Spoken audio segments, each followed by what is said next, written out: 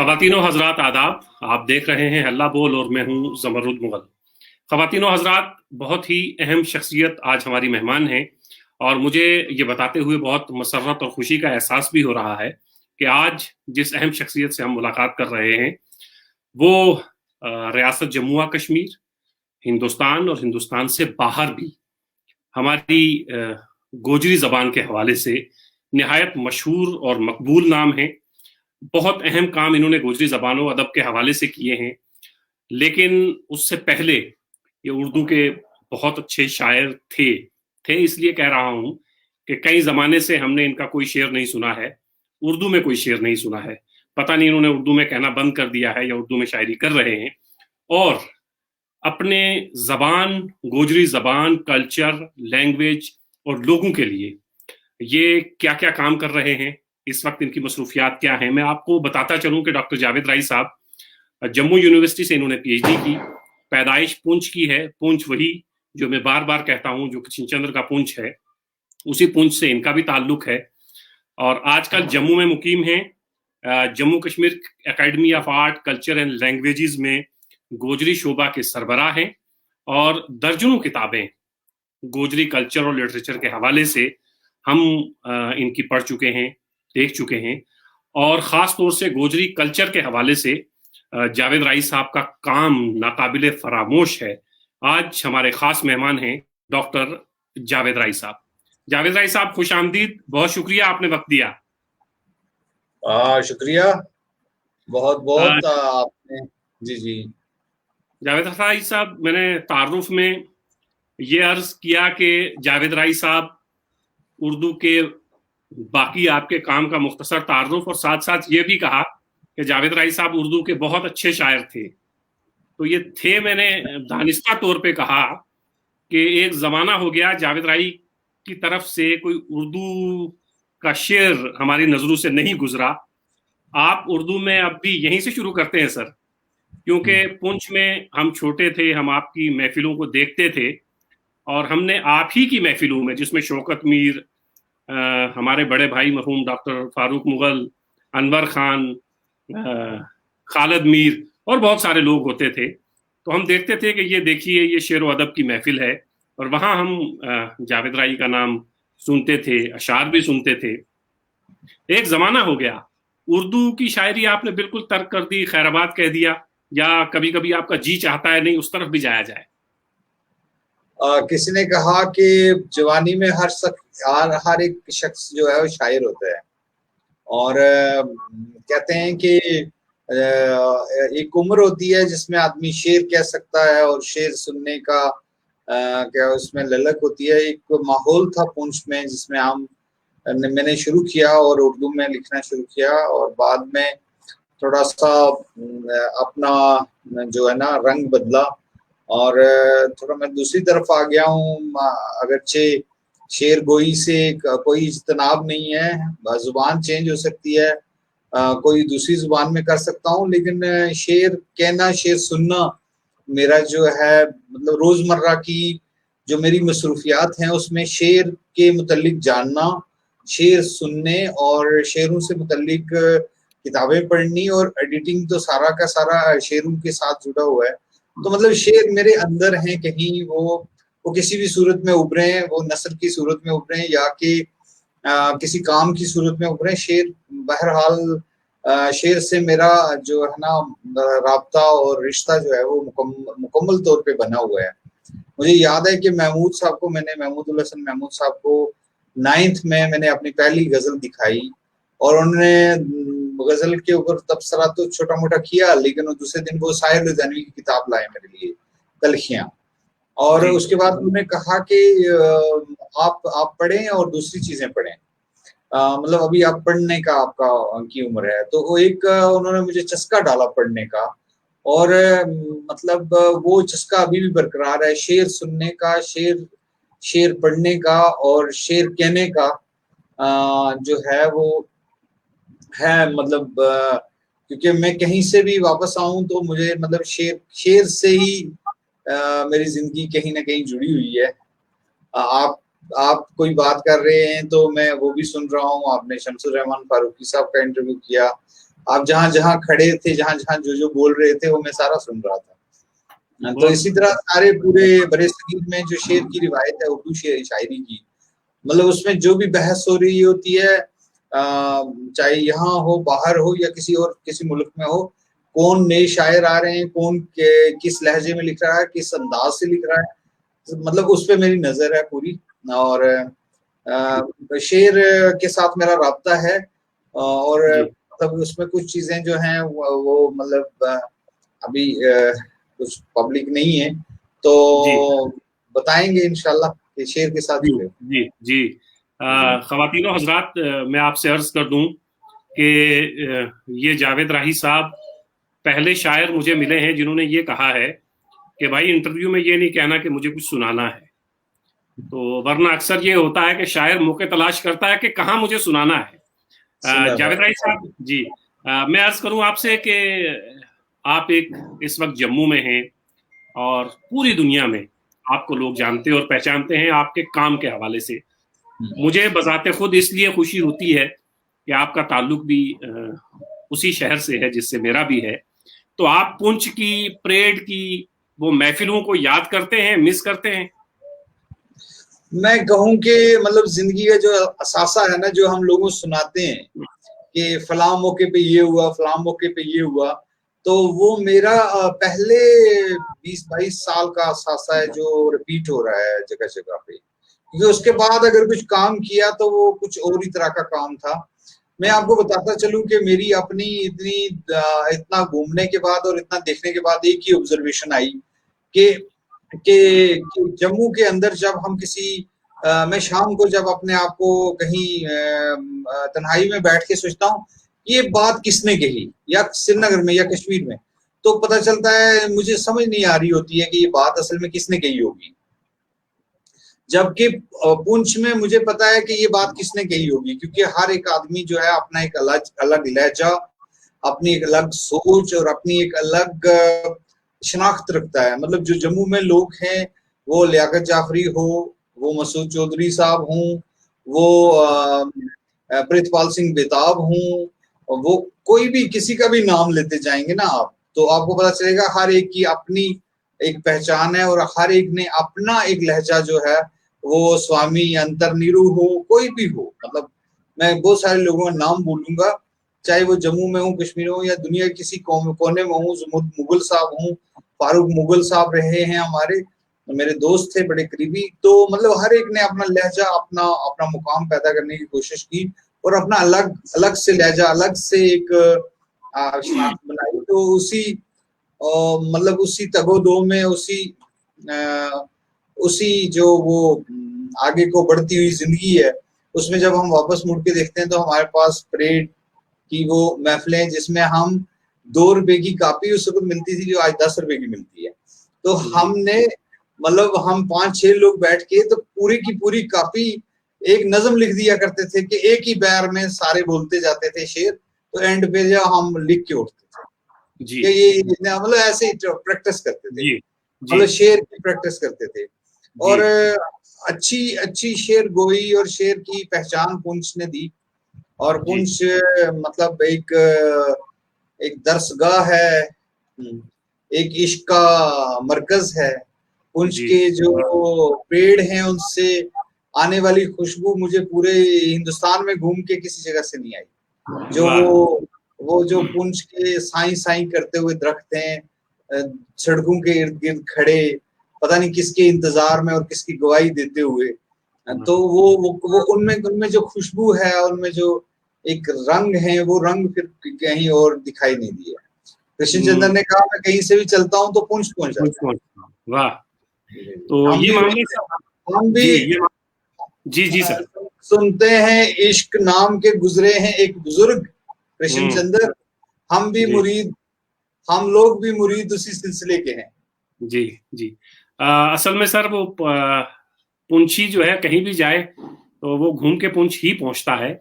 जावेद राय साहब, मैं ये जानना चाहूंगा कि आपने शायरी, जैसे आपने बताया 9th क्लास में आपने शायरी महमूद हसन महमूद साहब को दिखाई, आप शायरी आपने पहले अपनी मादरी जबान जो गुजरी है उसमें शेर कहना शुरू किया या उर्दू में? नहीं, मेरा उर्दू में मैंने एक किताब मारी थी शुरू शुरू में कॉलेज के दिनों की। उसमें से बहुत सारे अशार जो हैं मेरे दोस्त अभी भी मुझे सुनाते हैं, जो कि बड़ी बड़ी पोस्टों पे हैं, और सुनाते हैं कि ये गजल के इतने शेर हैं आपके। तो अच्छा, मुझे हैरत होती है, अच्छा ये मैंने कहा हुआ है। तो वो एक प्रैक्टिस मैंने की, और उसके बाद जब मैं कल्चरल एकेडमी में आया, मैं आपको साफ बताऊं कि यहाँ पे कुछ मतलब आके मुझे पता चला कि बेसिकली रिसर्च के लिए जो है ना ज्यादा पोटेंशियल होना चाहिए बंदे के अंदर, और इस साइड में काम करने की बहुत जरूरत है। फिर मैंने पीएचडी वगैरह की, लेकिन फिर मुझे लगा कि जिंदगी में ना एक टॉपिक पे आपको ना अपने आप को वहां पे ला के ना एक ही जगह पे खड़ा करना है। लियाकत जाफरी साहब ने उर्दू गजल को अपना बनाया जरिया इजहार, और उन्होंने मुख्तस किया अपने आप को उर्दू गजल के लिए। तो मैंने अपने कौम कबीले के लिए अपने आप को मुख्तस किया। हम अपने अपने फील्ड में मतलब काम कर रहे हैं, और उन्होंने इंटरनेशनली बहुत सारे मुशायरे पढ़े हैं। तो हमने भी छोटा सा एक काम किया बहुत बड़े पैमाने पर, एक जो जो बज़ाहिर कोई काम नहीं था, जो बज़ाहिर लोगों को लगता नहीं है कि इसमें भी कोई पोटेंशियल हो सकता है, तो हमने आउट ऑफ नथिंग, मतलब कि जिसमें कुछ ना हो उसमें से आप चीज निकालें, और मतलब यही कारीगरी है, यही शेर है।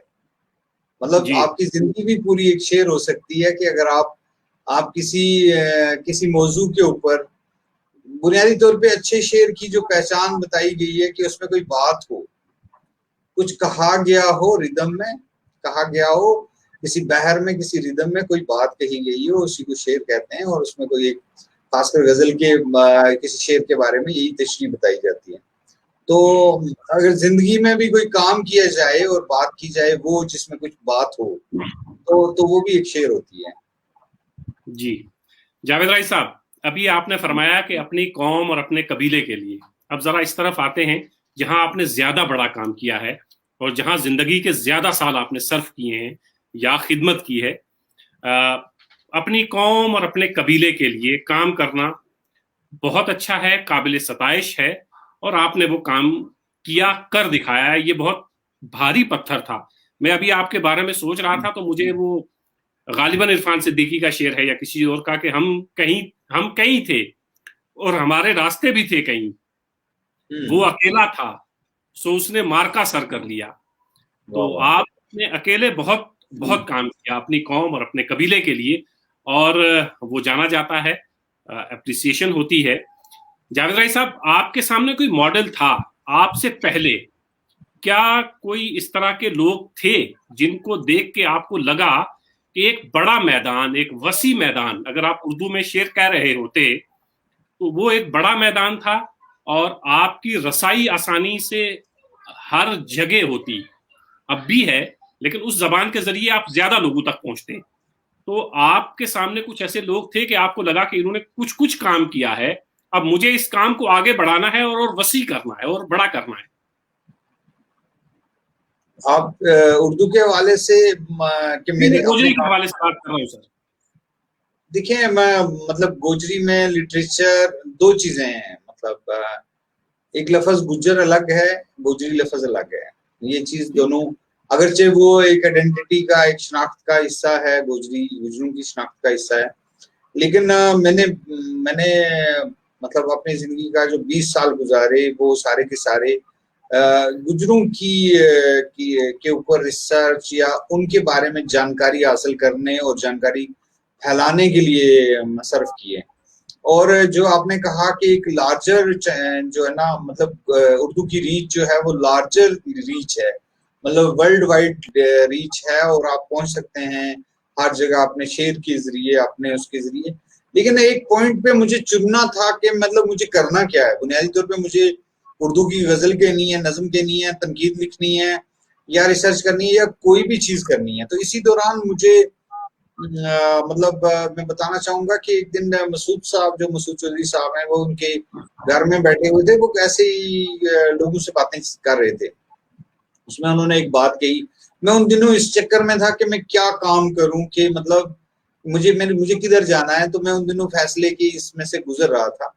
तो उन्होंने कहा कि हम जब से शेड्यूल ट्राइब हो गए 1991 से, तो उसके बाद हमारे पास लोग आ रहे हैं रिसर्च करने के लिए जगह जगह से।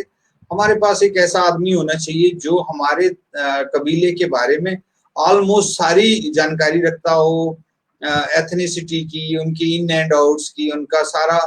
तो मतलब हमारे पास हमें वो बंदा एक निकालना है अपने में से, या एक ग्रुप निकालना है जो कि स्टडी करेगा और जिसके पास सारे सवालों के जवाब होंगे। लोग सवाल पूछते हैं, हमारे पास जवाब नहीं होता है। तो आप यकीन करें कि मैं वहां से बाहर निकला हूं और मैंने फैसला किया है कि मतलब ये काम तो मैं कर दूंगा। और वो दिन और आज का दिन मतलब 21 साल हो गए हैं इस बात को, 21-22 साल। तो मैं एक ही सब्जेक्ट पे काम कर रहा हूँ और 21-22 साल के बाद आपने कहना शुरू किया है कि हाँ जी कुछ थोड़ा बहुत आपका भी काम है। तो कल और आएंगे हमसे बेहतर कहने वाले, तुमसे बेहतर सुनने वाले। लेकिन जो बुनियादी काम मुझे लगा और मैंने किया वो लिटरेचर का किया। मैं फॉर्चुनेटली मैं कल्चरल एकेडमी में 94 में रिसर्च असिस्टेंट तैनात हुआ, 2004 में मैं एडिटर कम कल्चरल अफसर बना और 2009 में मैं चीफ एडिटर हूँ। और इस दौरान मैंने सैकड़ों किताबें गोजरी जुबान में या तो ट्रांसलेट करवाई या क्रिएटिव जो काम हुआ है उसको प्रॉपरली डॉक्यूमेंट किया। मैंने किसी भी शायर, किसी भी अदीब की कोई भी चीज जो मुझे अच्छी लगी और मैंने घर से उठवा के लाई और मैंने छापी।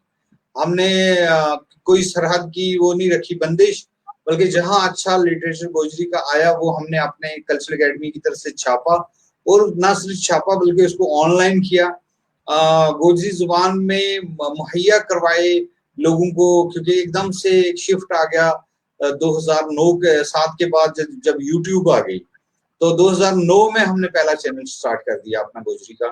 और अल्हम्दुलिल्लाह इस वक्त हमारे पास हजारों गीत, हजारों मतलब हमारे रिचुअल जो हैं वो यूट्यूब के पास महफूज हैं, चाहे मैंने किए चाहे किसी और ने किए। लेकिन ये जो एक सिलसिला हमने शुरू किया, फिर उसके बाद सोशल मीडिया पे के बड़े पैमाने पे गोजरी को हमने फैलाने की कोशिश की, गुजरों के बारे में जानकारी को फैलाने की कोशिश की। आप गूगल में जितना जाएंगे, जितना आगे जाएंगे, गुजरों के बारे में जम्मू कश्मीर के जानने की कोशिश करेंगे तो बहुत सारी हमने किताबें प्लेस की हुई हैं जगह जगह पे। कोई हिस्ट्री पे काम कर रहा है तो हिस्ट्री की किताबें प्लेस की हैं अकेडमिया पे, रिसर्च गेट पे। जो वर्ल्ड वाइड बड़ी संस्थाएं हैं जो रिसर्च के चीजें दे रही हैं, उनको ऑनलाइन हमने किताबें दस्तियाब रखी हुई हैं पीडीएफ में। हमने म्यूजिक वीडियोग्राफी करके पूरी की पूरी मतलब लगभग 1000 के करीब तो इंटरव्यूज जो हैं आपको इसके बारे में मिल जाएंगे। हमने मतलब कंपैरेटिवली जो बाकी जुबानें जम्मू कश्मीर में बोली जाती हैं, कश्मीरी हो, डोगरी हो, हमने उनके बराबर काम किया या थोड़ा सा एक कदम आगे किया। जी जावेद राय साहब, गोजरी के साथ साथ जो हिंदुस्तान में या जम्मू कश्मीर में और जबानें बोली जाती हैं, पिछले कुछ सालों से जिस जावेद राही को हम पढ़ते हैं और सुनते हैं, इन दोनों मीडियम्स के जरिए जो जावेद राही साहब की शख्सियत हमारे सामने आती है वो ये है कि आप एक खास जबान और खास लोगों के लिए काम कर रहे हैं। ये बहुत अच्छी बात है, लेकिन उसके साथ साथ जो बाकी जबानें जम्मू कश्मीर की अगर हम बात करें जो भी बोली जाती हैं, तो बहुत कम एप्रिसिएशन जावेद राही की तरफ से सोशल मीडिया पे या और जगहों पे हमें देखने को मिलती है। मान लीजिए आईएएस ऑफिसर्स हैं, मान लीजिए केएएस ऑफिसर्स हैं, जावेद राही की वॉल जो है उस पे जब हम जाते हैं तो उसमें जावेद राही मुबारकबाद दे रहे होते हैं गुजर बरादरी के लोगों को या बकरवाल बरादरी के लोगों को। अगर कोई मुगल भूले भटके एक आध बंदा कोई कुछ कर देता है तो जावेद राही साहब उसकी तारीफ नहीं करते हैं। वजह सर दो जवाब देता हूं मैं इसके। एक तो ये कि जो मेरी वाल है वो ना सिर्फ जेएंडके में देखी जाती है बल्कि पूरे हिंदुस्तान में जहां गुजर आबाद हैं वो वाल देखी जाती है, और पूरे वर्ल्ड में जहां गुजर आबाद हैं वो मेरी वाल को देखते हैं या उसको शेयर करते हैं। मतलब कुदरत की तरफ से है कि वो लोग मेरे साथ जुड़े हुए हैं बहुत सारे। मतलब और एक्सक्लूसिव एक ही ट्राइब के लोग ज्यादातर जुड़े हुए हैं। बाकी मेरे दोस्त हैं जो मतलब आप लोग हैं मेरे साथ जुड़े हुए, वो मेरे दोस्त अपना फ्रेंड सर्कल है। उसके अलावा अगर कोई लोग हैं तो वो मेरे कबीले के हैं। अब जब मैं लिखता हूँ कि 3 IAS कर गए गुजर, तो पूरे वर्ल्ड वाइड पता चलता है कि जम्मू कश्मीर में 3 IAS का हो गए गुजर। और मतलब पूरे हिंदुस्तान में जो हमारे दूसरे रियासतों में लोग रहते हैं तो उनको पता चलता है कि फलां जो हमारी कम्युनिटी का बंदा है उसने मतलब जम्मू कश्मीर में 4 लोग IAS में आए हैं हमारी कम्युनिटी के, जैसे कि बाकी कम्युनिटीज के भी आते हैं। तो मतलब एक तो मेरा मकसद ये होता है कि अपने कबीले को मेरी वाल से पता लगता है कि उनके कितने लोग जज बन गए या उनकी कम्युनिटी में किस आदमी ने कहाँ मतलब एक्सेल किया है। तो कोई ना कोई तो वाल होनी चाहिए ना जिसपे आप अपनी कम्युनिटी की बात कर सकें। तो मैंने अपने आप को वक्फ रखा है, नंबर 1। नंबर 2 ये कि मैं एक रिसर्चर हूँ, ठीक है। अगर DDC के 40 मेंबर हमारे जीत के आ रहे हैं तो मैंने लिखा कि 38 गुज्जर जो हैं वो विन करके आए हैं DDC का। उसके नीचे लोग लिखते हैं जी ये क्या है जी, ये क्या है जी। मैंने कहा हम रिसर्चर हैं, हम तो अपना हिसाब रख रहे हैं, आप हैं आप अपना हिसाब रखिए। तो मेरा ये कहने का मकसद है कि जब आप कह रहे हैं कि फलां कश्मीरी लड़की जो है, मतलब एक हेडलाइन आई ग्रेटर कश्मीर में कि ऑडिट अकाउंटेंट जनरल में डिप्टी डायरेक्टर जनरल लगी है पहली कश्मीरी लड़की। जब वहां पे वो न्यूज आती है तो उसका विरोध नहीं होता है। जब किसी दूसरी जगह पे दूसरे लोगों का डोगरा ने किसी ने एक्सेल किया तो उसने कहा डोगरा सन एक्सेल इन मतलब एयरफोर्स, उसने जी ये कर लिया। तब नहीं, जब जावेद राय लिखेगा कि फलां गुजर ने जो है ना फलां मेडल जीता तो उस वक्त में कम्युनल हो जाते हैं, वो चीज कम्युनल बन जाती है। बाकी जगहों पे आप देखिए कि इंटायर हर एक कम्युनिटी में ये चल रहा होता है कि अपनी कम्युनिटी का एक हिसाब रखना है कि आप मेरी 10 साल की वाल अगर पढ़ लेंगे तो आपको पता लगेगा कौन कौन, मतलब मुझे पता है कि एजाज साहब जो आज इस वक्त DC श्रीनगर हैं वो किस डेट को IAS में आए, क्योंकि वो मेरी वाल पे उनका फोटो होगा और लिखा होगा कि मेंढर से ये बच्चा जो है ये IAS में सिलेक्ट हुआ है। तो मतलब मेरी वाल एक तरह की हिस्ट्री, आप एक हिस्ट्री ये नहीं होती है कि भाई आप हाथ से लिखेंगे, कल की हिस्ट्री इन लोगों की वाल से पता चलेगी कौन सा इंसिडेंट कब हुआ था। जब आपको ये रिपीट करता है कि 10 साल पहले आपने ये फोटो वहां पे पोस्ट किया था, तो अपनी वाल को जिस आपका सब्जेक्ट है, गुज्जर मेरा सब्जेक्ट है, गुज्जर मेरा सब्जेक्ट है, मैं उस पर काम कर रहा हूँ। मेरा हर राइट है कि मैं उनके बारे में लिखूं, उन्हीं के बारे में बोलूं, उन्हीं के बारे में बात करूं। मेरी एक दोस्त है, उन्होंने मुझे बताया कि उनकी कोई फ्रेंड लड़की है जो कालबेलिया पे काम कर रही है और उसने बताया कि कालबेलिया कौन लोग हैं। मैंने बड़ा इंटरेस्ट से पूछा कि कालबेलिया कौन लोग हैं। कालबेलिया कोई ट्राइबल कम्युनिटी है, राजस्थान में है। उनका क्या काम करने का तरीका है, क्या उनका ट्राइब है।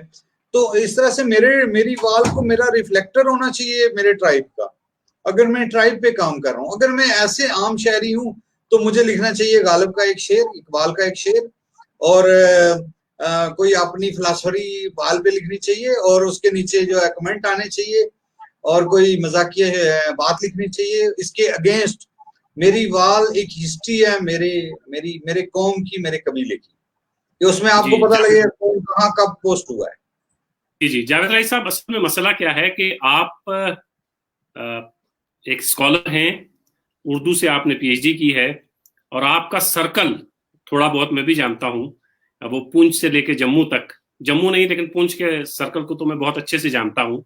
तो हर कम्युनिटी के, हर मजहब के लोग हैं उसमें, वो एक्सपेक्ट करते हैं कि हमारे बीच का एक बंदा आज जहां पे खड़ा है वो निगाह उठा के देखते हैं कि कभी नजरे करम जावेद राय साहब उन पे भी फरमाएंगे, कभी अनवर खान ने कुछ कर दिया है, कभी लियाकत जाफरी ने कुछ कर दिया है, तो लेकिन वो बेचारे मायूस होते हैं। लियाकत और अनवर मेरी जान है और मेरी जो यूट्यूब है ना, यूट्यूब चैनल, उसमें 1100 से ऊपर वीडियो हैं। सिर्फ एक वीडियो जो है वो स्वामी अंतर नीरू का है जिसमें उसने बोला है कि असगराई खुश हो जाने, क्योंकि वो कनेक्टेड है हमारे साथ। इसलिए मैंने वो एक वीडियो जो है वो अदर देन गोजरी किसी जुबान का डाला हुआ है। तो वंस आप कोई बात सुने, आप मतलब हर आदमी क्यों एक्सपेक्ट करता है कि दूसरा आदमी जो है वो एक जैसे वो सोचते हैं वैसा बन जाए। मैं अलग भी बन सकता हूँ, मतलब मैं अलग भी हो सकता हूँ, मैं किसी एक ही सब्जेक्ट पे बात कर सकता हूँ। मतलब ये कि मैं उर्दू के शेर गोई को जानता हूँ, मैं शेर के अंदर ऐबू को जानता हूँ, मैं शेर के हुनर को जानता हूँ, मैं उर्दू तनकीद को जानता हूँ, मैं सब कुछ, लेकिन मैं कभी बात नहीं करता। मतलब कोई भी महफिल हो, मैं मास्टर नहीं बनना चाहता उसका, मैं सिर्फ सुन के आ जाता हूँ। मुझे पता है मुशायरे के अंदर किसने ट्रैश पढ़ा, किसने सही पढ़ा, किसका शेर में क्या खामी थी, क्या इसमें वो थी, मैं उस पर बात ही नहीं करता क्योंकि मेरा सब्जेक्ट ही नहीं है। मैं आपको बोलूं, मैं अपने ट्राइब की जो है ना कलेक्शन कर रहा था चांदी के जेवरों की। उस दौरान मुझे कश्मीरी का जेवर मिला जो कि एंटीक पीस था। मतलब वो उसकी कीमत इस वक्त मार्केट में मुझे मेरे हिसाब से वो जितने में वो मुझे मिल रहा था उसके 10 टाइम थी कि अगर वो मुझे 40,000 का मिल रहा था वो 4 लाख का बिक सकता था। और उसकी मार्केट भी मुझे पता है कि कहाँ इसको जाना था। लेकिन मुझे गोजरी का खरीदना था और मेरे पास 40,000 रुपया था, तो मैंने गोजरी का खरीदा क्योंकि मुझे अपने डॉक्यूमेंटेशन करनी जी। मतलब मैं इस हद तक अपने ये आपका अपने जो आपका कमिटमेंट है towards your cause, towards your subject, towards your मतलब कम्युनिटी, तो कमिटमेंट होनी चाहिए। बाकी लोग तो कहेंगे कि भाई आ जाओ तुम ऐसे करोगे तो लोग इलेक्शन में खुदा न खास्ता कल आप खड़े होंगे। हमने कहा हमारा कोई नहीं, हमने एक ही सब्जेक्ट पे काम करना है, वो अपने कबीले पे करना है और उसी के बारे में जो जानकारी है वो मतलब वो पहुंचानी है और उसी पे काम करना है। बाकी ये है कि दुनिया के सब्जेक्ट पड़े हुए हैं और बहुत सारे शो के बाकी निजी सतह पे, मतलब अनवर खान मेरा दोस्त है और बाकी लोग मेरे दोस्त हैं और उनको जब कोई खुशी मिलती है मैं उनको फोन करूंगा, उनको फोन पे कहूंगा कि मैं बहुत बहुत खुश हुआ, आपने बड़ा एक्सेल किया है। ये अलग बात है कि मैं अपनी वाल पे नहीं शेयर करूंगा। जी सर। अच्छा जावेद रईस साहब, ये गुज्जर और बकरवाल, जरा इनका फर्क थोड़ा समझाइएगा, क्या इनमें कुछ फर्क है? एक है, मैं ये सवाल इसलिए कर रहा हूं कि जब भी कोई लिस्ट आती है, चाहे वो आईएएस की हो, केएस की हो, जजेस की हो, कुछ भी हो, तो हम उस लिस्ट में जब पढ़ते हैं कि गुज्जर बरादरी के 10 लोग हैं या 15 लोग हैं, तो उसमें से 1 या 2 ही बकरवाल होते हैं या नहीं भी होते हैं कभी कभी। तो क्या गुज्जर और बकरवाल में कुछ फर्क है? और एसटी स्टेटस का फायदा जो है गुज्जर बरादरी को ज्यादा मिला, बकरवाल को कम, ऐसा क्यों? देखिए, सबसे पहले तो मैं बताना चाहूंगा कि बुनियादी तौर पे फर्क क्या है या फर्क कहाँ है।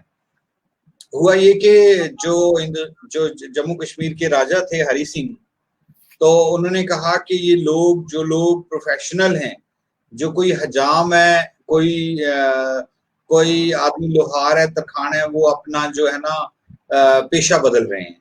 तो लिहाजा उन्होंने कहा कि कोई भी आदमी जो नाई का काम करेगा उसको लिखें कौम हजाम, ठीक है ना। कोई जरगर का काम करेगा तो लिखो कौम जरगर। कौम नहीं हो सकती है जरगर, जरगर पेशा हो सकता है। तो उन्होंने क्या किया कि रेवेन्यू रिकॉर्ड में बजाय वो जो कौम लिखते थे उसके बजाय उनका पेशा दर्ज करवाया गया। क्यों? क्योंकि ये लोग ताकि यहाँ से, और बैन किया गया कि कोई भी आदमी जो प्रोफेशनल क्लास से ताल्लुक रखता है वो वापस मुड़ के मतलब एग्रीकल्चर क्लास में नहीं जाएगा, क्योंकि इनको प्रोफेशनल क्लास वालों को की जरूरत थी और उनको रिस्ट्रिक्ट किया कि उनको दो कनाल जमीन मिलेगी। ये हिस्ट्री की बात है।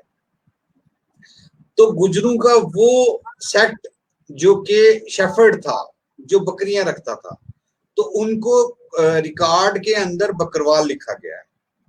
मतलब जो बकरवाल लोग हैं उसमें 99.9% जो हैं उनका ओरिजिन, उनका जो लीनेज है वो गुज्जर हैं। मतलब उन्होंने पेशा चेंज किया बकरवाली, ठीक है ना। और बाद में वो अपने आप को, जब आप गुजर को बकरवाल को गुजर कहेंगे तो वो कहेगा नहीं, मैं मतलब मेरा कोई परदादा जो है वो उस कौम, उस कबीले के साथ है, मैं प्रोफेशनली बकरवाल के मियाँ बशीर साहब जो हैं वो प्रोफेशनली, उनके जो फोर फादर्स आए थे वो बकरवाली पेशे, लेकिन वो गुजर लीडर हैं। और जितने भी जम्मू कश्मीर में मतलब कोई भी कबीला, गुजर कबीला कभी मुगल को नहीं कहेगा कि ये गुजर है या ये हमारा लीडर है, अगर जब तक के वो होगा नहीं। जहां तक बकरवालों का ताल्लुक है, बकरवाली एक पेशा है और उन्होंने रिकॉर्ड में दर्ज है बकरवाल, कौम बकरवाल, कौम बकरवाल, और वो अपने आप को बकरवाल कहते हैं, ना कि गुजर कहते हैं। ठीक है सर, अगर उस जमाने में कोई पहाड़ी, मैं अपनी जानकारी के लिए सर पूछ रहा हूँ, उस जमाने में अगर कोई गुज्जर कम्युनिटी से नहीं है, मान लीजिए कोई पहाड़ी है या कश्मीरी है, वो भी बकरियां चराता है, तो उसका पेशा तो वही हुआ, तो क्या उसको भी बकरवाल शुमार किया गया सर? देखें क्या हुआ है, मैं आपको बोलूं कि मतलब पुराने जमाने में भेड़ बकरी जो है वो आपका पूरी जो आपके घर को चलाने वाली चीज होती थी, और या तो भैंस आपके घर को रखती थी, या फिर भेड़ बकरी के सबके पास भेड़ें होती थी, वो किसी आजड़ी को दे देते थे।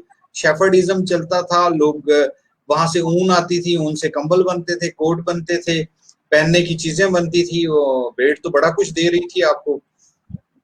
तो ऐसा नहीं है, मेरी अपनी रिसर्च ये कह रही है कि 99.9% जो है ना वो शेफर्ड जो है, बकरवाल जो है, वो उनका ओरिजिन गुज्जर्स में से आया है।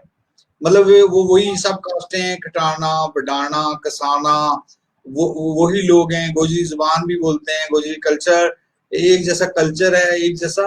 लेकिन ये है कि मतलब अब जब वो अपने आप को एज बकरवाल आइडेंटिटी या लिखते हैं रिकॉर्ड में बकरवाल, तो हमें कोई हर्ज नहीं है। एक कौम के 10 नाम भी हो सकते हैं, 20 नाम भी हो सकते हैं, उसमें कोई इसमें हर्ज की बात नहीं है।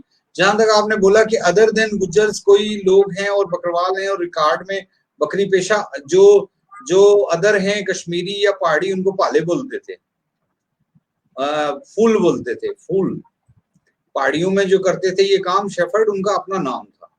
चौपान है कश्मीरियों में, पहाड़ियों में मान लो इसी तरह दूसरी कम्युनिटीज में उनके नाम है, जैसे हिंदुओं में गद्दी हैं, शेफर्ड का काम करते हैं।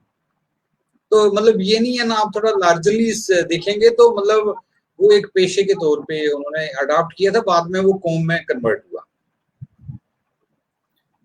जावेद राही साहब, आज भी हमारी सड़कों पे बकरवाल हजरात जो ढोक में जाते हैं, 4 महीने, 5 महीने, 6 महीने कहीं और बसर करते हैं, फिर वो 4, 5, 6 महीनों के बाद वापस आते हैं।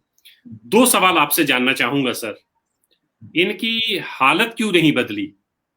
मुझे जहां तक लगता है कि ये बहुत खुशी से ये सब कुछ नहीं करते हैं, ये उतना अवेयर क्यों नहीं हो पाए, इनमें वो तब्दीली क्यों नहीं आ पाई?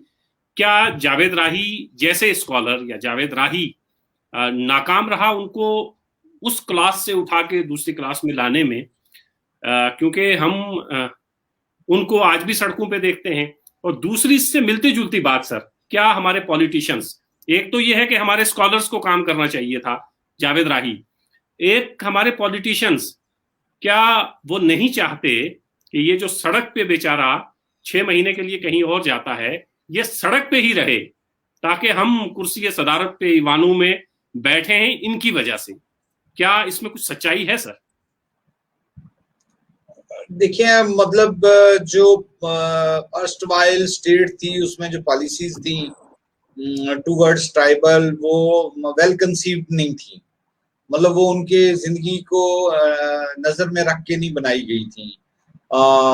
बकरवाल नोमैड्स जो हैं, वो खाना बदोश लोग जो हैं, वो लगभग अपने जिंदगी के 3 महीने तो चलने में गुजार देते हैं, और 3 महीने जो हैं वो अपर रीचेस में गुजार देते हैं, और 6 महीने जो हैं वो 5 महीने, 5-5.5 महीने जो है वो नीचे गुजारते हैं।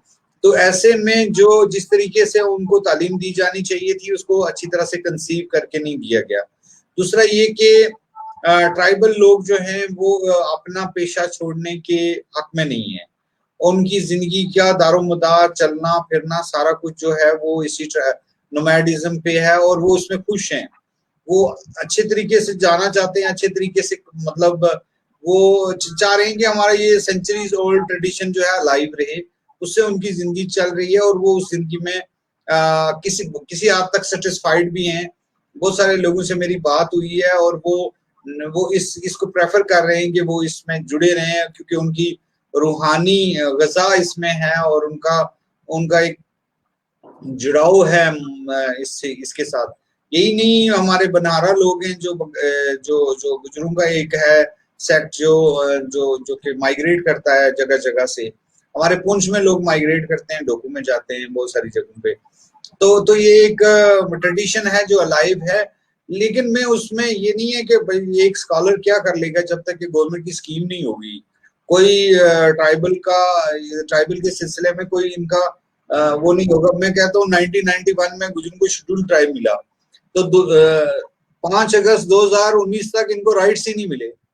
इनको सिर्फ राइट था कि भाई आप अपॉइंटमेंट में आपको 10% है, और वो हम शेयर करते थे लद्दाखियों के साथ भी जो कि हमसे ज्यादा पढ़े लिखे थे, और 10 में से अगर पीएससी में सीटें निकलती थी तो 8 को ले जाते थे।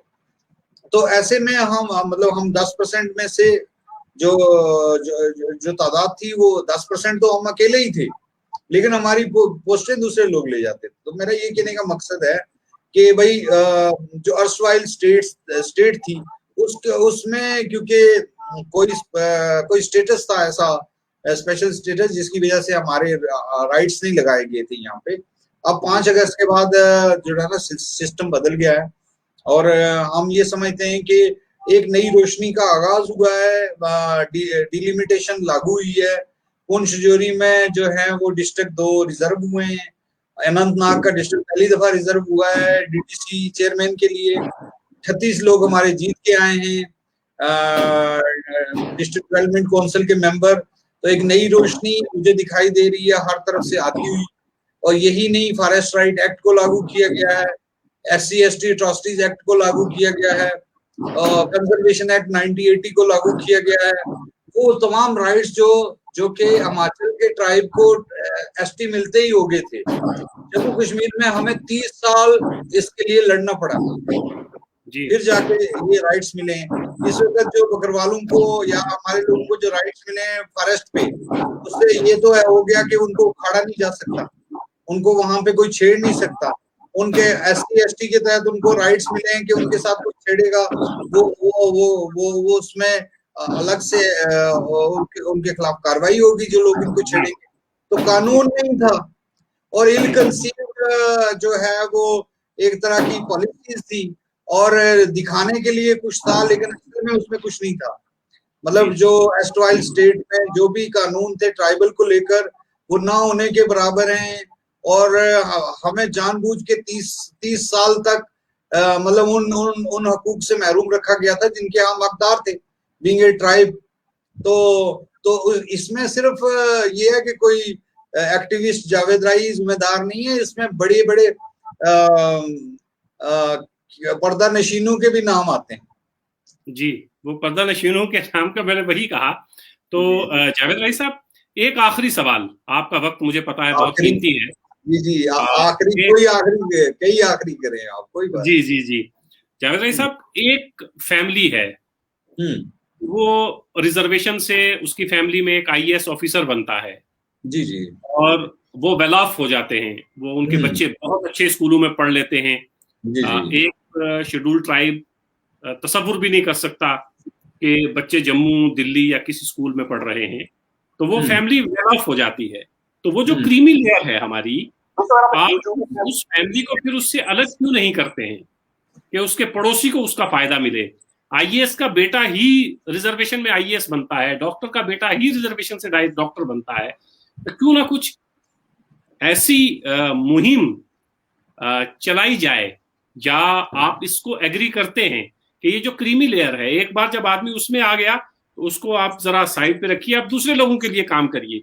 अक्सर यही है कि डॉक्टर का बेटा ही डॉक्टर बनता है, और जावेद राही की मिसाल हजारों या लाखों में 1 या 2 लोग होते हैं। मतलब आप कह रहे हैं क्रीमी लेयर को बाहर कर दो? हाँ, मैं ये कह रहा हूं कि अगर रिजर्वेशन एक, मान लीजिए मुझे रिजर्वेशन मिली, मेरे घर में 2 आईएएस नहीं, ऑफिसर है, अब मुझे रिजर्वेशन की जरूरत नहीं है, मेरे देखिए पड़ोसी देखिए को देखिए देखिए, आप कंसेप्ट ऑफ रिजर्वेशन समझें, कंसेप्ट ऑफ रिजर्वेशन समझें। कंसेप्ट ऑफ रिजर्वेशन में मैं बताना चाहूंगा कि जो भी रिजर्वेशन दी जाती है उस कम्युनिटी को गिना जाता है।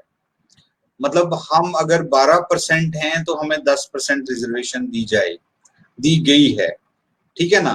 तो जी उसमें जब आपने 10% रिजर्वेशन दी है तो उसमें आपने एक कॉन्स्टिट्यूशनल गारंटी दी है कि भाई इस नस्ल के या इस कास्ट के लोग जो हैं वो इस वक्त जो है वो सिस्टम में नहीं है, तो लिहाजा इन लोगों को इक्वलिटी देने के लिए रिजर्वेशन इन्होंने दी, मतलब ये देते हैं, ग्रांट करते हैं रिजर्वेशन को। अब ये यूं समझ लें कि जैसे एक लिस्ट निकलती है हर बार, और जम्मू जो है, जम्मू में से 45% आबादी है और कश्मीर में 55% आबादी है, तो पता चलता है कि लिस्ट जब निकलती है तो सारे कश्मीर के आ जाते हैं ऐसे, मतलब हम ऐसे मिसाल के तौर पे मतलब 80 लोग कश्मीर से आ जाते हैं। दूसरी लिस्ट निकलती है उसमें 90 लोग कश्मीर से आ जाते हैं। तीसरी लिस्ट निकलती है उसमें 85 लोग कश्मीर से आ जाते हैं। तो जम्मू वाले मांग करने लगते हैं कि भाई हम जो है ना, हमें हमारी जो पॉपुलेशन है उसके प्रोपोर्शनेट में हमें चीजें दे दो। अगर अगर कोई भी लिस्ट निकल रही है उसमें 45 जम्मू के होने चाहिए, 55 जैसे कि आबादी के हिसाब से होने चाहिए। तो उस वक्त जो रिजर्वेशन दी जाएगी कश्मीर और जम्मू को, 55% कश्मीर को और 45% जम्मू को, तो उस वही कंसेप्ट है रिजर्वेशन का कास्ट में भी, कि लोगों को गिना जाता है, गिनने के बाद उनको अलग करके दिया जाता है। As far as the cream, मतलब जैसे गुजर्स हैं वो कॉन्स्टिट्यूट करते हैं, वो तो कहते हैं हम 15% 20% हैं, लेकिन उनको 10% से रिजर्वेशन है, तो उनका अलग से एक किया हुआ है। अगर आप कहते हैं कि सारे जॉब जो हैं वो गरीबों के लिए हैं, सारे जॉब गरीबों के लिए हैं, तो फिर ओपन मेरिट में भी क्रीमी लेयर है उसको भी निकालें। क्रीमी लेयर तो ओपन मेरिट में भी है ना, तो उसमें से भी निकालें। ओपन मेरिट भी रिजर्व है, मतलब open merit is reserve for non reserve category. Non reserve category के लिए ओपन मेरिट रिजर्व है ना, वो भी एक रिजर्वेशन है। दूसरा मैं ये कहना चाहता हूं कि आप किसी कास्ट को, किसी ट्राइब को तोड़ नहीं सकते कि आप में से जी ये लोग आगे निकल गए हैं तो ये आप इसमें नहीं रहेंगे। आप उस ट्राइब को तोड़ नहीं सकते, उस जी ट्राइब को आपने साथ लेके चलना है, उनके लोगों को लाना है। और आप कह रहे हैं कि हमें 1991 में शेड्यूल ट्राइब मिला, ठीक है, तो इस वक्त हमारे कितने लोग होने चाहिए मतलब सिस्टम में? आपको तो लगता होगा बहुत लोग हैं। जी JKGAD की वेबसाइट पे एक लिस्ट है जिसमें KS ऑफिसरों की लिस्ट है कि वो कौन कौन से KS ऑफिसर जम्मू कश्मीर में सर्व कर रहे हैं। फर्स्ट 100 में 2 हैं STGB, सिर्फ 2 हैं, एक 81 नंबर पे है, एक 100 नंबर पे, कि जिन लोगों को आगे जाके मतलब इन 100 को अगले 3 साल में 4 साल में कमिश्नर बनना है या ऊपर जाना है, तो आपको वहां पे कट कर दिए गए, आप वहां पे नीचे बॉटम में आ गए, ठीक है। फिर आप कहेंगे secretary government, secretary to government matter करता है, से लेके चीफ सेक्रेटरी तक हमारा कोई नहीं है, DIG से लेके DG तक हमारा कोई भी नहीं है। मतलब स्टेट के अंदर सैंक्शनड IAS की तादाद जो है वो 100 से अबो है, आपके 5 हैं, आपके 5 हैं इस वक्त जम्मू कश्मीर सर्विसेज में, वो भी ST का देन है। तो डिस्ट्रिक्ट, पूंछ डिस्ट्रिक्ट को ले लें, वहां पे आप 40% से अबो हैं, लेकिन ऑफिसरों की जब आप तादाद गिनेंगे तो वो 4 निकलेंगे, 5 निकलेंगे। रजौरी में क्या निकलेंगे?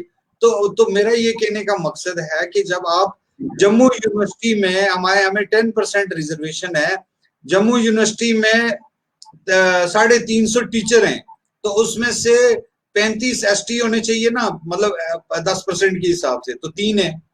कश्मीर यूनिवर्सिटी जो है वो इतनी पुरानी यूनिवर्सिटी है, उसमें 467 लोग हैं, 467 लोग हैं जो कि सैंक्शन स्ट्रेंथ है वहां की टीचिंग की, तो उसमें तो हमारा एक भी नहीं है। स्क्वास्ट की, जम्मू स्क्वास्ट में 350 है और कश्मीर स्क्वास्ट में 450 लोग हैं जो टीचिंग में, जो गेस्टेड में काम कर रहे हैं, एक भी हमारा नहीं, जी एक भी बंदा हमारे ट्राइब से नहीं है। जी पुंछ राजौरी में इन्होंने कहा कि हम बाबा गुलाम शाह बादशाह यूनिवर्सिटी बना रहे हैं, ये तो तुम्हारे लिए डेडिकेटेड होगी, और उसमें 168 लोग हैं सैंक्शन स्ट्रेंथ, उसमें आपके 17 लोग होने चाहिए थे, टोटल 12 हैं, और 12 में से 10 जो हैं वो असिस्टेंट प्रोफेसर हैं, वो तो प्रोफेसर भी नहीं है, वो तो अभी चढ़ेंगे 10 साल के बाद प्रोफेसर बनेंगे। जी आपकी क्लस्टर यूनिवर्सिटी में आपका कोई नहीं है, आपकी सेंट्रल यूनिवर्सिटी जम्मू में एक प्रोफेसर है 120 लोगों में, ओनली 1 प्रोफेसर। कश्मीर में 126 है सेंट्रल यूनिवर्सिटी में स्टाफ स्ट्रेंथ, और वहां पे आपके 3 लोग हैं एसटी। तो मतलब अगर आप देखेंगे कि भाई कोई बहुत बड़ा इनकलाब आ गया, कोई इनकलाब नहीं आया, और कोई ये नहीं हुआ कि भाई खुदा न खास्ता ये चीजें मिल गई, कोई नहीं था, अब लोग दिखाई देने लगे। तो ऐसा नहीं है कि मतलब कि भाई ये एसटीजीबी जो है वो सारा कुछ ले रहा है और सारा कुछ खा रहा है और यूं हो गया, ऐसा कुछ नहीं है। अभी भी हमें अपने जो नियरेस्ट लोग हैं उनके बराबर जाने में कई साल लगेंगे, इक्वालिटी पे जाने, कि भाई पुंछ का ही एक आदमी चीफ जस्टिस ऑफ इंडिया रहा, पुंछ का ही एक आदमी चीफ जस्टिस ऑफ इंडिया रहा, और हमारे ट्राइब का 1930 में कोर्ट बना है जम्मू कश्मीर में, आज तक हाई कोर्ट का कोई जज नहीं बना हमारी कम्युनिटी का जी, आज तक कोई जज नहीं बना, आज तक, मतलब 30 से लेके आज तक। चीफ जस्टिस तो बड़ी बात है ना, सुप्रीम कोर्ट का वो होना तो बड़ी बात है ना। तो मेरा ये कहने का मतलब है कि हमें एक जाने बूझे तरीके के साथ जो है वो सप्रेशन हुआ है, उसमें बहुत सारी चीजें जो हैं वो पर्दा नशीनों के नाम आएंगे, और आप पर्दा नशीनों का नाम सामने नहीं लाना चाहते, नहीं चाहते जी जावेद राय साहब। तो जब तक इक्वल शेयर, जब तक कि हम चाहें कि हमारे लोग बराबर में आ गए, तो उस वक्त तक मतलब अगर आप बांट के ही हमें दे रहे हैं कि भाई 100 में से 10 थालियां आपकी हैं, ये ले जाएं खाएं, और मैं आपको बोलूं जो केएएस में और आईएएस में बच्चे आए हैं हमारे, उनकी कोई बैकग्राउंड इतनी अच्छी नहीं है, किसी की भी बैकग्राउंड इतनी अच्छी नहीं है, और जो हमारे टॉप रैंक्ड लोग रहे, मंत्री रहे, उनके बच्चे कभी भी कहीं भी सिलेक्टेड नहीं दिखे हमने कि वो किसी बड़ी जगह के ऊपर चले गए हो। तो ये एक मतलब पूरा समाज ही ग्रो करता है ना इसमें। आप कहेंगे कि मतलब आप कहेंगे कि हिंदुस्तान में रिजर्वेशन है, पाकिस्तान में भी रिजर्वेशन है। आप पढ़िए पाकिस्तान में कैसे रिजर्वेशन है, आप पढ़िए बांग्लादेश में कैसे रिजर्वेशन है। मतलब पूरी दुनिया के अंदर जहां जहां इनको जरूरत पड़ती है तो बांट के ले लेते हैं ना लोगों को जी। ऐसा नहीं है मतलब कि एक ही लोग राज करेंगे, ऐसा नहीं है। मतलब ये कास्ट बेस्ड रिजर्वेशन से मतलब एक समाज जुड़ा है, कोई टूटा नहीं है। मतलब तो जी जावेद राय साहब जी, एक ही जगह पे रहने वाला शख्स, जी जी, 2 कम्युनिटी के एक ही जगह पे रहने वाले लोग, एक ही तरह की जिंदगी बसर करने वाले लोग, एक ही तरह की जबान बोलने वाले लोग, 2 मुख्तलिफ कैसे हो जाते हैं? एक को रिजर्वेशन मिलता है और एक को नहीं मिलता है। क्या उस तरफ आपको नहीं सोचना चाहिए कि एक ही जगह, एक ही जबान, एक ही कल्चर, सब कुछ एक है, वही जिंदगी एक शख्स बसर कर रहा है, एक शख्स पहाड़ी भी वही जिंदगी बसर कर रहा है, लेकिन पहाड़ी को रिजर्वेशन नहीं है, गुज्जर को है। ये तो आप गलत बोल रहे हैं कि पहाड़ियों को रिजर्वेशन नहीं है। देखें, अगर आप मेरी नजर से देखेंगे तो आप देखते जाएं, मैं बताता जाता हूं आपको कि पुंछ का जो 170 के करीब गांव हैं पुंछ के, उसमें से जनाब जो सरहदी पट्टी पे 5 किलोमीटर में रहते हैं, और जो आरबीए में रिजर्व हैं, उस आरबीए में वो 20% ले रहे थे, आप 10% ले रहे हैं, ठीक है। और जो सरहदी पट्टी के ऊपर गांव हैं वो ले रहे हैं पुंछ में, राजौरी में जो है वो 3% रिजर्वेशन, 3% मतलब 100 में से 3 सीटें आप लोग ले रहे हैं। जो उड़ी पूरा है वो पूरा का पूरा रिजर्व है, जो करना है वो पूरे का पूरा रिजर्व है। आप अगर रिजर्वेशन रूल्स पे नजर डालेंगे, और पुंछ के अंदर लगभग 78% इलाका जो है रिजर्व में आता है, देखिए मैं आपको बोलूं, पुंछ और रजौरी क्या क्या एंजॉय करता है। गुजर आगे 10% रिजर्वेशन उनको अलग कर दो, 3% जब आप एसटी का सर्टिफिकेट बनेंगे तो आप दूसरा नहीं भर सकते। 10% भी वही कम्युनिटी ले रही है आरबीए में, जो आज है 20% पहले ले रही थी, 20% वो भी ले रही है। शेड्यूल कास्ट में 8% भी ले रही है पुंछ में, कि नहीं ले रही है। उसके बाद 3% आप एएलसी का भी ले रहे हैं, अदर सोशल कास्ट में 2% भी ले रहे हैं, जो आप 4% हो गई है। अच्छा, ओपन मेरिट भी आप ले रहे हैं। आप पिछले 10 साल की लिस्टें निकाल के देखें पुंछ की टीचरों की, आपको पता लगेगा कि 80% अदर कम्युनिटी आई है, 85% और 15% एसटी में लोग आए हैं, 10% खुद आए हैं और कुछ 2-3% जो है ओपन में लिए गए हैं। मतलब एक कम्युनिटी को जो कि वहां पे 40 से 50% है, उसको 10% में डाला है और 85% जो है वो बाकी लोग ले रहे हैं। रजौरी में यही हालत है। मतलब पिछली लिस्टें निकालें, ये जो एक फंडा क्रिएट किया गया है जी के दोनों एक साथ रह रहे हैं तो एक को रिजर्वेशन है, किसको रिजर्वेशन नहीं है? मुझे बोले ना, मतलब जो लोग सप्रेस्ड हैं या तो वो ओएससी में आते हैं, अदर सोशल कास्ट में आते हैं, या वो एएलसी में आते हैं, या वो आरबीए में आते हैं। हम किसी के मुखालिफ नहीं है, लेकिन ये एक गलत नोशन दिया जाता है कि कोई एक रिजर्व है जी तो एक नहीं है। तो आप पिछले 10 साल की लिस्टें निकालें ना, टीचरों की निकालें, कोई भी पुंछ में अपॉइंटमेंट हुई है, आपको पता लगे 80% लोग तो अदर्स में आए हैं, गुज्जर से अलावा जो लोग हैं वो आए हैं। और वो कहते हैं 80% खाने के बाद कहते हैं जी गुज्जर का 10% देखो जी इनको रिजर्वेशन है, हमें नहीं है। तो वोकल होने से नहीं बात बनती है, बात तो बनती है आप आंकड़े लाएं ना सामने, आंकड़े लाएं। आपकी पुंछ में 1100 से ऊपर दुकानें हैं, उसमें 18 हमारी हैं। रजौरी में आपकी 1268 दुकानें, हमारे 48 हैं। मतलब आप बताएं, आपके पास पुंछ में जितना ट्रांसपोर्ट है सारा नॉन गुजर्स के पास है, जितनी जरखेज जमीनें हैं सब नॉन गुजर्स के पास है। तो मतलब सारा कुछ खाने के बाद कहेंगे कि भाई वो जावेद राई तो हमारा मतलब मुखालिफ है, वो जी यो कह लो वो कह लो। आप जरा मेरी नजर से देखिए ना आप। और दूसरा ये कि आप छोड़ें, आप मतलब इसमें लंबा हो जाएगा। तो मेरा ये कहने का मतलब है, मैं कोई रोकने वाला नहीं हूँ। अगर गवर्नमेंट ऑफ इंडिया ने 5 टाइम एसटी का केस रिजेक्ट किया है तो उसमें कुछ बुनियादें होंगी कि भाई आपका वजीर कमीशन आया, कालकर कमीशन आया, गजेंद्र गाटकर कमीशन आया, आनंद कमीशन आया। अगर आप वाकई बैकवर्ड थे तो उन्होंने आइडेंटिफाई, मंडल कमीशन ही बनाया, तो तब तक आप कहाँ थे? आपने अचानक रातों रात कैसे एक आइडेंटिटी बन गई? और वो कहने लगे हम गरीब हैं।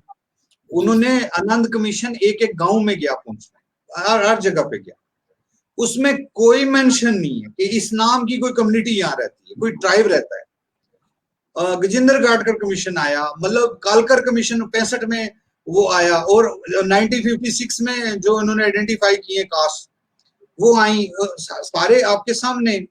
अब आप मतलब एक पॉइंट पे आके, मतलब ये बी फेयर मतलब मैंने इनको कहा कि भाई आप गजेंद्र गाटकर कमीशन के पास ना जाओ, आप सिकरी कमीशन के पास ना जाओ, आप वजीर कमीशन के पास ना जाओ, आप कालकर कमीशन के पास ना जाओ, आप आनंद कमीशन के पास ना जाओ, आप मंडल कमीशन के पास न जाओ। तो हमने नहीं रोका। अगर आप थे, अगर दूसरी कोई नस्ल थी पुंछ में जो कि बैकवर्ड थी और वो अनआइडेंटिफाइड थी, तो उनको जाना था, उनको आइडेंटिफाई होना था। मैंने थोड़ा रोका हुआ, हमने थोड़ा। अगर इस कम्युनिटी के लोग अगर पगड़ी बांध के किसी कमीशन के पास चले भी जाते हैं, किसी से मिल भी लेते हैं, तब भी जावेद राई इनको छोड़ता नहीं है कि ये पगड़ी कहाँ से लेके आए। हाँ, तो पगड़ी देखो ना, मतलब बात ये है कि मतलब एक कंस्ट्रक्शन ऑफ आइडेंटिटी है। अगर आप चाहें तो मैं उस पर बात कर सकता हूँ कि जो हिंदुस्तान के अंदर, अब ये बात आप मेरी सुन लेंगे पूरी। जी सर, जी और सर, मुझे यकीन है कि आप इसको काटेंगे नहीं। जी, जब असल में ये लाइव जा रहा है, ये लाइव जा रहा है, लाइव जा रहा है। मैं बताना चाहता हूँ कि हिंदुस्तान में अंग्रेजों ने आके कास्ट के ऊपर काम किया, ट्राइब्स के ऊपर काम किया, उन्होंने जमीनों के नक्शे बनाए, उन्होंने फॉरेस्ट लैंड के नक्शे बनाए, उन्होंने सबका किया। अल्टीमेटली उन्होंने जुबानों पे भी काम किया। उन्होंने ग्रेसन को कहा कि तुम क्लासिफिकेशन ऑफ लैंग्वेजेस करो, इंडिया में कितनी जुबानें बोली जाती हैं। तो हिंदुस्तान में भी क्लासिफिकेशन ऑफ लैंग्वेजेस हुआ। जो आपका क्वेश्चन है मैं उसकी तरफ आता हूं कि उन्होंने जो पहाड़ी जुबान है उसके 3 मेजर ग्रुप किए। पहला ग्रुप किया है कि भाई वो ईस्टर्न पहाड़ी, वेस्टर्न पहाड़ी और सेंट्रल पहाड़ी। अब जो जम्मू कश्मीर में बोली जाती है वो वेस्टर्न पहाड़ी बोली जाती है, वेस्टर्न पहाड़ी बोली जाती है। और वेस्टर्न पहाड़ी बोलने वाले जो हैं, जो एज पर क्लासिफिकेशन ऑफ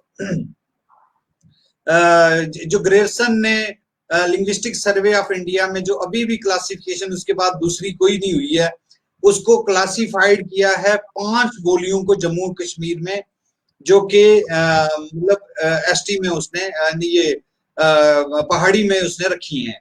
उसमें उसने कहा है कि भद्रवाही, प्लेसी, पाडरी और उसके बाद सराजी, उसके बाद डोगरी का कुछ हिस्सा और गद्दी बोली जो है, 6 बोलियां जो है वो वेस्टर्न पहाड़ी में है।